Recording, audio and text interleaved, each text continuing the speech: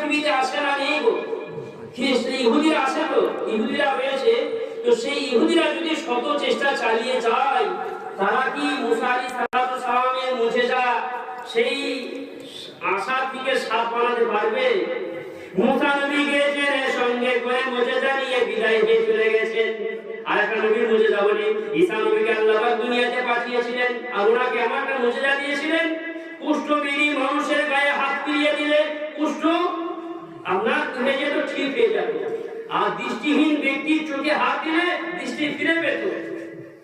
আর মাটির কবুতর চিড়িয়া বানিয়ে হাত লাগিয়ে দিলে চিচি করে জমিন থেকে উড়ে চলে যেত।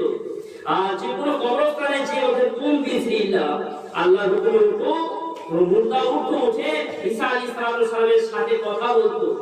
ঈসা নবী চলে গিয়েছেন, সঙ্গে মুজিজা নিয়ে বিদায় নিয়েছেন। না মুজিজা তার কওমদেরকে, তার উম্মতদেরকে ছেড়ে দিয়ে গেছে।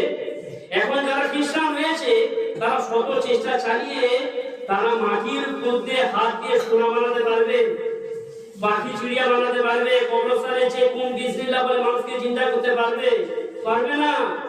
নবী গিয়েছেন, মুজিজা নিয়ে চলে গিয়েছেন, কিন্তু যিনি আমার নবী, আপনার নবী, হিন্দুর নবী, জৈনের নবী, খ্রিস্টানের নবী, তথা মানব কুলের নবী, বিশ্ব নবী, বিশ্বকবি, বিশ্ব রাসূল, বিশ্বদূত, যিনি আমার নবী, আপনার নবী, সেই নবীকে আল্লাহ পাক 63 বছর দুনিয়াতে জীবিত রেখেছিলেন। কত বছর বললাম? 63 বছর জিন্দেগির মধ্যে আল্লাহ পাক ওনাকে মুজিজা দিয়েছিলেন, 3000-এরও বেশি মুজিজা দিয়েছিলেন। কত বললাম? 3000-এরও বেশি আল্লাহ পাক ওনাকে মুজিজা দিয়েছিলেন। আর সবথেকে বড় মুজিজা, সবথেকে সুপার পাওয়ার মুজিজা, সেটা হলো কুরআনুল কারীম। সেটা কি? কুরআনুল কারীম, কুরআনুল মাজিদ, যেটা কুরআনে কারীম আসমান থেকে এসেছে। আল্লাহ পাক বললেন, ও আমার নবী, আপনি শুনে দিন, জেনে নিন, সমস্ত নবী দুনিয়াতে এসেছিলেন, পর্দা নিয়ে বিদায় নিয়ে চলে গেছেন, নবীরা সঙ্গে করে মুজিজা নিয়ে চলে গিয়েছেন, কিন্তু আপনি মুজিজা সঙ্গে নিয়ে বিদায় নিতে পাবেন না।